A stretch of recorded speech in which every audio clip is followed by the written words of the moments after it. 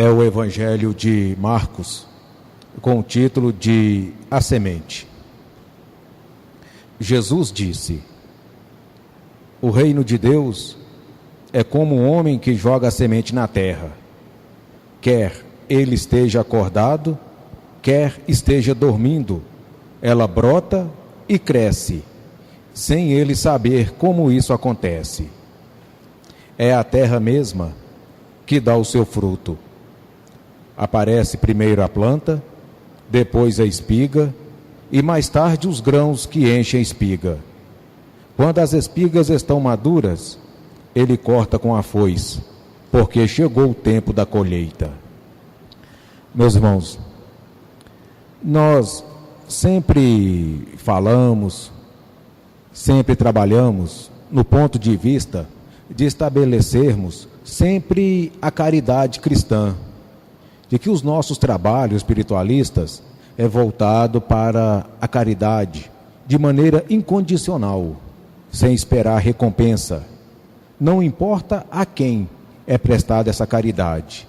O que nós procuramos atender é estarmos servindo a Deus Pai Todo-Poderoso.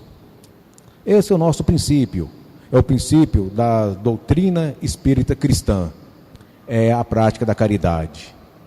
Mas nós fazemos isso porque nós estamos amadurecendo e melhorando os nossos espíritos. Estamos fazendo isso para que nós nos tornemos pessoas melhores do que somos hoje. Ou seja, estamos, obviamente, trabalhando e buscando a nossa evolução.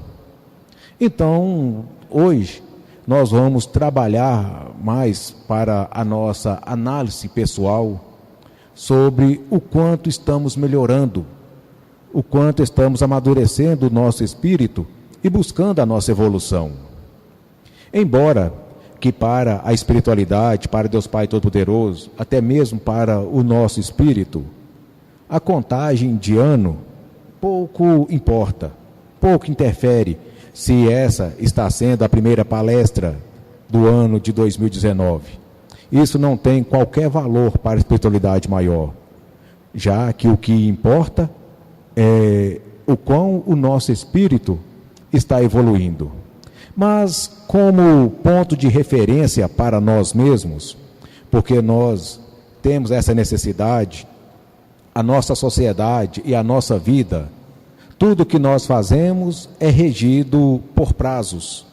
Nós temos um calendário a seguir. Então, de maneira para o nosso controle, vamos aproveitar que estamos no início do nosso calendário, já que nós medimos todo o nosso tempo e nossas ações por ele. Vamos então tirarmos proveito e então aproveitarmos desta oportunidade e traçarmos as nossas metas espirituais, o que nós avançamos na evolução dos nossos espíritos.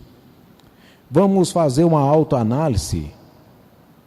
Na verdade, seria um autojulgamento, Vamos julgar as nossas atitudes, as nossas ações e vermos onde nós erramos, onde ainda estamos errando, o que é preciso para nós melhorarmos a nossa natureza, atingirmos e fazermos a melhor análise da nossa consciência. Se o que nós estamos fazendo é de fato caridade, e para quem é essa caridade? E qual é o objetivo desta caridade que nós estamos fazendo?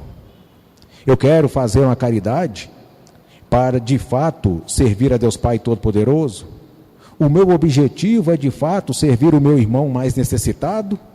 Ou eu faço caridade para me pintar de bonzinho e de caridoso perante a sociedade e perante aqueles que me cercam? É isso que nós devemos analisar. E a caridade que nós sabemos, mesmo que façamos de maneira errada, mas nós sabemos que a caridade que nós devemos fazer é aquela que agrada a Deus Pai Todo-Poderoso. É aquela em que os mentores estão nos apoiando a fazê-la, que é a caridade de maneira incondicional, de maneira abnegada, sem esperar nada em troca. Fazer pelo desejo de fazer, porque eu me sinto bem quando eu ajudo alguém que está necessitado, e não porque tem alguém vendo, e não porque vai se tornar uma foto legal no Facebook. Isso não é caridade, isso é covardia, né? Covardia não para o outro, porque lembre-se, no início nós estamos fazendo uma análise de nós mesmos, da nossa evolução e daquilo que nós precisamos fazer para melhorar e evoluir o nosso espírito. O que vai acontecer com o outro nessa nossa palestra não vai importar muito nesse assunto, não. Eu estou dizendo que é para o nosso espírito, é para nós. Embora terceiros serão personagens importantes no desenvolvimento deste nosso assunto. Mas vamos direto. Se eu for ali no supermercado e comprar uma cesta básica e der para alguém que está necessitado, quem recebeu aquela cesta básica vai se sentir melhor, vai se sentir feliz, porque para ele foi útil. Foi importante para ele receber aquela cesta básica, porque ele estava com fome. Maravilha, muito bonito. Agora, se eu dou aquela cesta básica, pego o meu telefone e faço uma selfie, e já posto, eu dei uma cesta básica para uma família necessitada. Para aquela família, isso pouco importa. Para ele, isso é insignificante. Porque o que ele queria era a cesta básica. O que era útil e necessário para ele, ela que era a cesta básica. E para mim? E para o meu espírito? Qual é o valor que teve essa minha atitude? Essa minha caridade somou alguma coisa para a minha evolução espiritual? Para o ser espiritual que eu quero ser no futuro? Que eu estou construindo agora? Então fica aquele registro. Eu dei a cesta básica, prestei a caridade, alguém foi beneficiado, recebeu ali a ajuda e está feliz. É um assunto. Mas, e para mim? Refletir o quê? Qual foi a semente que eu plantei neste momento? Independente do que eu faça depois da semente plantada, ela já está plantada. E ela vai produzir o que a sua natureza assim determina. Como diz aqui no Evangelho, quer eu esteja acordado, quer eu esteja dormindo, aquela semente que eu plantei, ela já está na terra e ela vai brotar e vai crescer uma planta. E da natureza desta semente virão seus frutos. Se eu plantei uma má semente, ela vai produzir frutos maus, frutos venenosos. E isso é o que eu terei para colher no futuro. Mesmo que a intenção não tenha sido ruim, mas o efeito do amadurecimento espiritual foi um fracasso, foi uma tristeza. Então, meus irmãos, isso que eu estou usando é apenas um exemplo, mas isso pode ser medido de várias maneiras. A gente convive com várias outras pessoas que são os nossos colegas de trabalho, pessoas que estão mais próximas a nós, como a nossa família, os nossos companheiros aqui na doutrina. Então, com o passar do tempo, com a convivência, a gente acaba conhecendo a natureza daquela pessoa, aliás, a personalidade daquela pessoa, porque a natureza é um pouco mais complexo.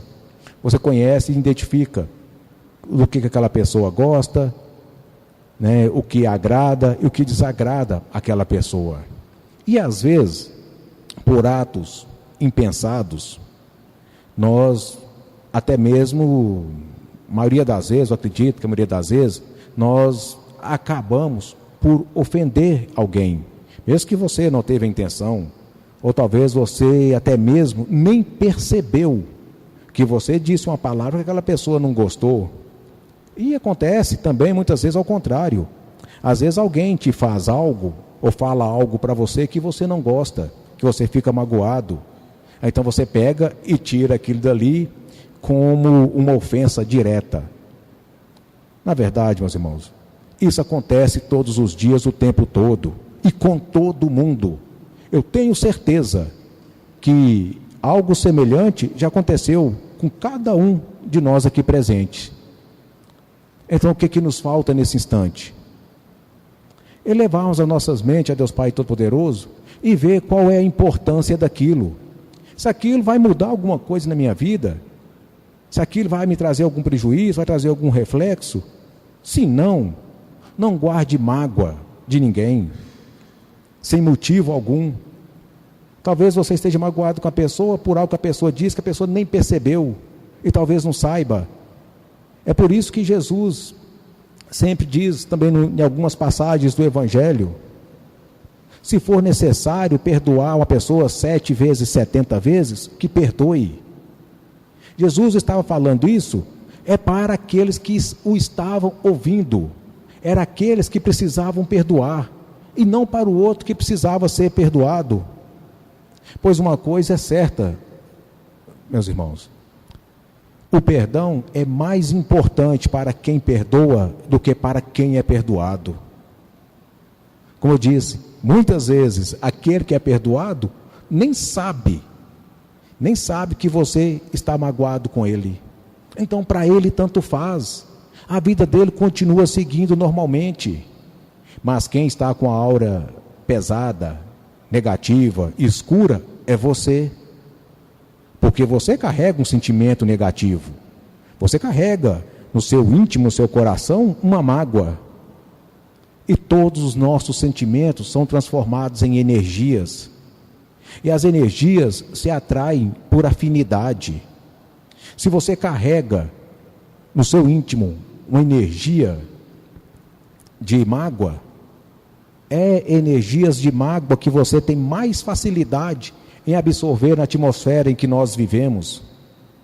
Pois lembrem-se, nós vivemos em meio a energias. Nós vivemos em um mundo repleto de espíritos encarnados e desencarnados. E no nosso meio, existe sim sentimentos, energias geradas pelo sentimento de otimismo, de alegria, sentimentos de bondade, sentimentos de amor, sentimentos de carinho. Tudo isso, todas essas energias estão aqui à nossa volta. Mas também junto com elas, as energias motivadas pela mágoa, pela inveja, pela maldade, pelo rancor, pela mentira, pela desonestidade, todas essas energias estão ao nosso meio. E tenho certeza, repetindo, as energias se atraem por afinidade. Então depende de nós mesmos lapidarmos os nossos espíritos. Não adianta você chegar perante um dos mentores e pedir: ó meu mestre, me dê bondade meu coração, me dê forças para perdoar. Ele não vai conseguir te dar se você não tiver em condição de receber. Se você estiver fechado no mundo que infelizmente é o que predomina na nossa natureza. Muitas vezes o rancor, o ciúme, tudo isso simplesmente motivado pelo principal sentimento que mais atrai o espírito, que mais atrai o ser humano para outras energias de negatividade. É a vaidade. Porque envolvido na vaidade tem o orgulho, tem o ciúme, tem a inveja, tudo isso na vaidade. Primeiro, já que é difícil eliminarmos todas essas energias que inclusive compõem a nossa natureza. A nossa personalidade é formada pela nossa natureza. Então a nossa natureza é refletida em nossa personalidade. Então, pela personalidade de cada um, nós podemos tratar, sim, diferente as pessoas umas das outras. Ah não, com fulano eu posso ser mais aberto, eu posso ser mais direto, que ele compreende com mais facilidade o que eu quero dizer. Agora para Beltrano não, para fulano eu tenho que agir diferente, porque eu já espero que a reação dele será essa. Agora, aí já é um julgamento interno que nós estamos fazendo de cada um. Mas não é errado fazermos julgamento das pessoas? Meus irmãos, nós temos que aprender o seguinte: a vida no universo, em todo o sistema espiritual hoje, é diferente do que era 2000 anos atrás. Nós agora temos que ter a capacidade de separarmos as coisas. É o que a gente chama, temos que aprender a discernir o que é certo do errado, o útil do inútil. Adão, eu não posso fazer julgamento, eu não posso julgar o meu colega. Meus irmãos, isso é relativo. Se for para poder fazer um julgamento meu, interno, referente a uma pessoa, se aquela pessoa pode ouvir uma crítica de uma maneira mais direta, ou se aquela pessoa, porque tem pessoas que você tenta instruí-lo e ele se sente ofendido. Então, eu vou agir diferente com aquela pessoa do que com outra pessoa que esteja mais aberta à orientação, ao diálogo, e chegar pelo menos no meio termo. Isso é evolução. Temos que agir com responsabilidade, com sabedoria, porque o objetivo de fazermos isso é evoluirmos, é tratar bem o outro, é respeitar o outro, não exigir do outro que talvez não tenha a mesma capacidade que você, e também reconhecer a capacidade maior que o outro tem em relação a você. Isso é evolução. Isso não é se sentir inferior e nem superior a ninguém. É avaliar o momento que está sendo vivido e analisar sem vaidade ou sem mágoas, sem qualquer sentimento negativo, você ser imparcial naquela decisão e assumir e entender e aceitar aquela realidade do momento. E assim nós vamos evoluir. E isso parte de um princípio chamado verdade. Você tem que aceitar a verdade. Ah não, se o meu irmão é mais qualificado, é mais preparado do que eu, então por que eu vou ficar ofendido quando ele tentar me instruir? E da mesma maneira, sem vaidade, você também deve, você, ah não, nisso aqui eu sou melhor do que fulano, então eu posso ajudá-lo, né, com a minha atuação, mas sem vaidade. O que nos falta, na verdade, é isso, né, reconhecermos as verdades, mas, como eu disse, temos que agir com inteligência, temos que agir com sabedoria. É coisas que é difícil de ensinar, mas se cada um de nós procurarmos agir de maneira sensata, vamos achar o meio termo. Adão, mas que sabedoria é essa que você quer que a gente tenha? Meus irmãos, é simples. Se eu fosse o Mestre Jesus, se ele estivesse no meu lugar, o que ele faria? Como ele agiria nessa situação? Simples assim. Não precisa ser um gênio para chegar a esta conclusão, porque nós, não tem ninguém melhor do que nós mesmos para conhecermos as nossas falhas, conhecer os nossos defeitos, e assim entendermos os nossos erros e onde precisamos corrigi-los. E lembrar sempre de uma coisa, meus irmãos, nós sempre falamos daquilo que é justo, daquilo que é verdadeiro, mas tem uma ressalva. Eu sempre, quando a gente fala, quando eu falo da verdade, eu sempre coloco uma ressalva na verdade, né? Quando a gente diz, não, a verdade deve prevalecer sempre e em tudo, mas nem porque uma coisa é verdade, ela deve ser dita.